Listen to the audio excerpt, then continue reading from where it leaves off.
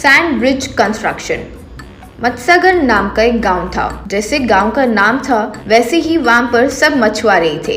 हर सुबह मछली पकड़ने के लिए नाव में समुद्र में जाकर मछली को पकड़कर किनारे पर लेकर आते थे।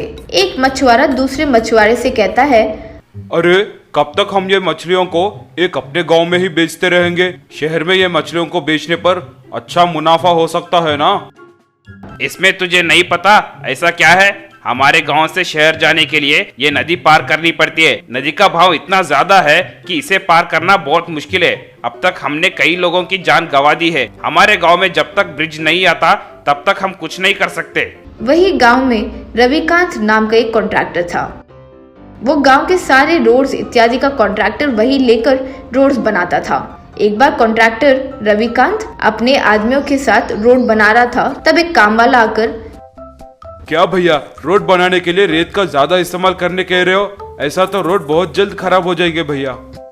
क्या रे, गांव के लिए मजबूत रोड बनाने की इच्छा मेरी नहीं होती है सोच रहे हो? पहले ही हमारा गांव छोटा है। गांव में अगर रोड मजबूत बन गए तो आने वाले 10 साल तक रोड बनाने की जरूरत नहीं होगी। फिर 10 साल तक रोड को कॉन्ट्रैक्ट कौन देगा? पैसे कैसे कमाएंगे? सारे रोड मजबूत बनेंगे तो तुझे काम कैसे मिलेगा? हम सबको ये करना पड़ता है और कोई रास्ता नहीं है। काम वाला लाचार होकर वहाँ से चला गया। एक बार चौपाल के पास सारे मछुआरे, रविकांत और गांव के बड़े सब बैठकर बात कर रहे थे। गांव के बड़े तब रविकांत से, देखिए भाई रविकांत, सारे मछुआरों के भलाई के लिए हमारे गांव से शहर जाने का ब्रिज बनाने का निर्णय लिया है। इससे शहर से आने वाले लोगों की संख्या बढ़कर हमारा गांव बहुत डेवलप होगा। अपने मछुआरे भाई लोग भी शहर में मछलियां बेच सकते हैं, इसलिए आप एक ब्रिज बना देते हैं भाई। क्यों टाइम वेस्ट कर रहे हो? अपने गांव में कौन आएगा बोलो? गांव में ज्यादातर लोग मछुआरे हैं। कोई शहर से आकर अपने गांव में कैसे निवेश करेगा? ये आप कैसे मानते हो? फिर भी अगर आप सब कहते हैं तो अपने गांव में शहर जाने के लिए एक ब्रिज बनाता हूँ, लेकिन उसके लिए जो पैसों की जरूरत होगी वो आपको ही अरेंज करके देना होगा। मछुआरे तब अपने अपने हिसाब से जितना दे सकते थे एक एक करके गांव के बड़े आदमी को देने लगे।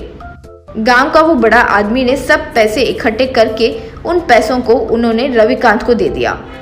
उस शाम को रविकांत घर के पास, इतने पैसों से क्या होगा? रेत की बोरी खरीदने के लिए भी काफी नहीं होगा ये। अब इससे ब्रिज कैसे बनाऊं? मेरे मुनाफे के बिना मैं कुछ काम नहीं करता, लेकिन 10 मिनट में इतने पैसे दिए हैं तो ये मछुआरों के पास और पैसे हो सकते हैं, सोचा।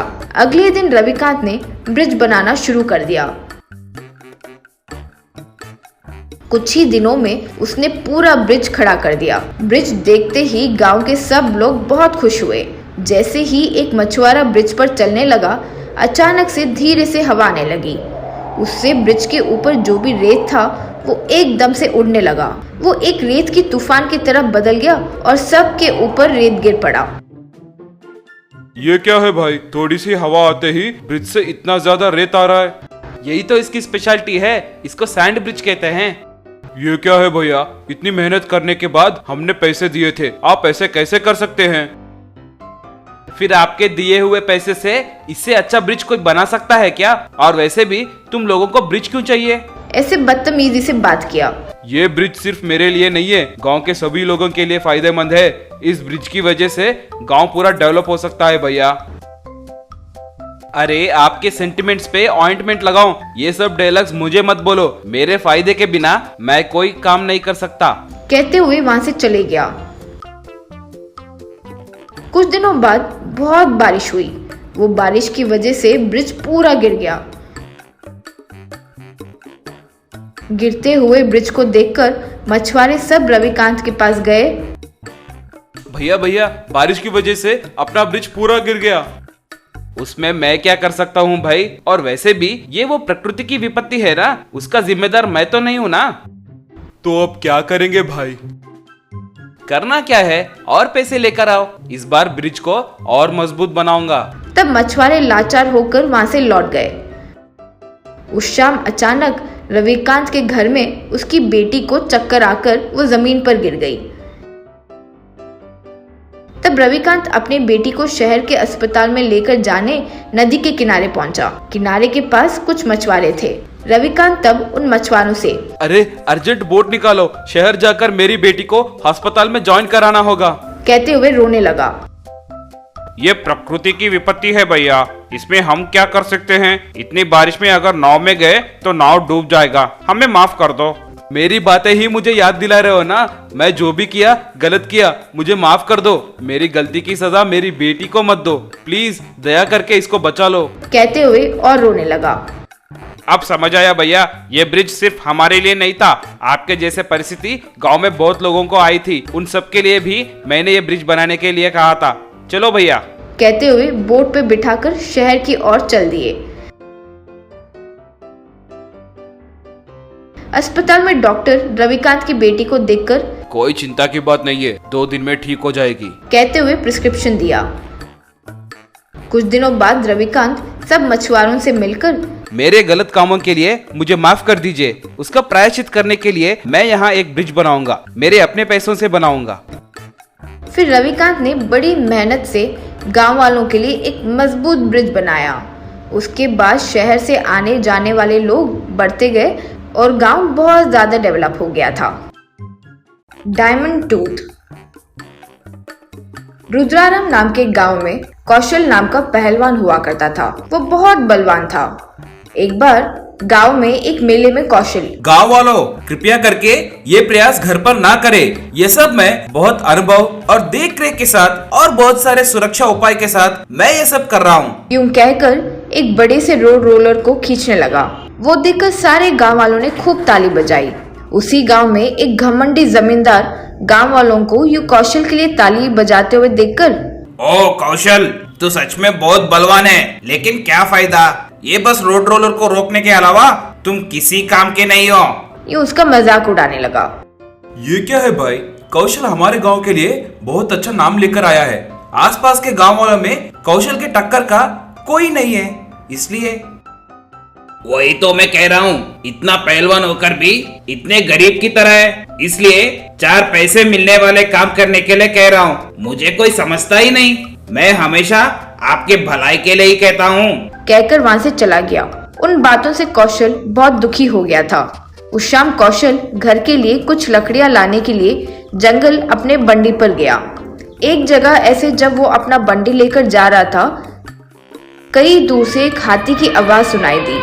कौशल इधर उधर देखा तो कुछ ही दूरी पर देखा कि एक हाथी का बच्चा नदी में फिसल गया और नदी में पानी में डूब रहा था। कौशल तुरंत नदी में कूदकर रस्सी को उस हाथी के बच्चे को बांधकर नदी के किनारे आकर उस हाथी के बच्चे को जोर से बाहर खींचने लगा। हैया, ये जोर से अपना बल इस्तेमाल करते हुए उस हाथी के बच्चे को खींचा। इस तरह उस हाथी के बच्चे को अपने बंडी में डालकर उसकी माँ के पास लेकर गया।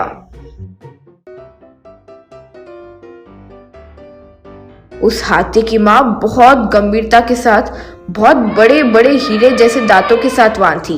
ओ हाथी, ये लो तुम्हारा बच्चा नदी में डूब रहा था तो बचाया। हे मानव, बहुत बहुत शुक्रिया। ये एहसान मैं कभी नहीं भूल सकती। हे, बहुत आश्चर्य का बात है। हाथी बात कर सकती है क्या? हाँ, मैं मायावी हाथी हूँ। तुम्हारे बारे में मैं सब जानती हूँ। ये लो, मेरा डायमंड टूथ को ले लो। इसे बेचकर आराम से जियो। नहीं नहीं, अगर तुम मुझे अपना दांत दोगे तो तुम्हारा क्या होगा? कोई बात नहीं, मेरा दांत तो वापस उग जाएगा। कहकर एक बड़े से दांत को दे दी। कौशल वो दांत लेकर दोनों हाथों से उठाकर अपने बंडी में डालकर ले गया। फिर कौशल उस दांत को थोड़ा थोड़ा तोड़कर बेचता था और बहुत पैसे वाला बन गया था। वो गांव का सरपंच तब। बाप रे, ये पहलवान इतना धनवान कैसे हो गया रे? अगर इसकी ताकत के साथ साथ अगर ये धनवान भी बन गया तो बहुत गड़बड़ हो जाएगा। सोचकर पहलवान के पास गया और क्यों भाई, कोई तो बात जरूर है। हमें भी तो अपना राज बताओ। हमारे गांव के लिए कुछ अच्छा करना चाहता हूँ। पहलवान जो हुआ सब बताया। सरपंच अगले दिन जैसे पहलवान ने बताया ठीक वैसे ही जंगल के रास्ते पर गया। वहाँ छोटा हाथी आते हुए रास्ते में एक बहुत बड़ा खड्डा खोद दिया। वो हाथी का बच्चा फिसलकर उस खड्डे में गिर गया। जमींदार तब उस छोटे हाथी को बाहर निकालने के लिए रस्सी से बहुत कोशिश किया, लेकिन उससे हो ही नहीं पा रहा था। बाप रे, वो कौशल पता नहीं इसे कैसे उठा पाया। यूं सोच रहा था।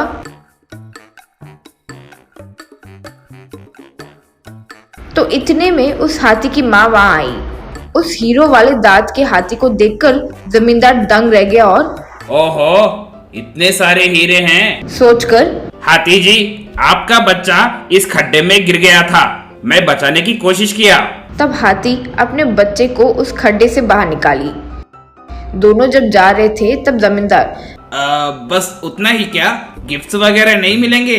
कम से कम ट्राई तो किया हूँ ना आपके बच्चे को बचाने के लिए। वो हाथी तब पीछे पलटकर, मुझसे मजाक कर रहे हो? मेरे बच्चे को कुछ नहीं हुआ तो मैं छोड़ रही हूँ। इस रास्ते में कोई खड्डा ही नहीं था और अचानक यहाँ आ कैसे गया ये खड्डा? ऊपर से एक हाथी आ सके इतना बड़ा खड्डा कौन खोदा होगा?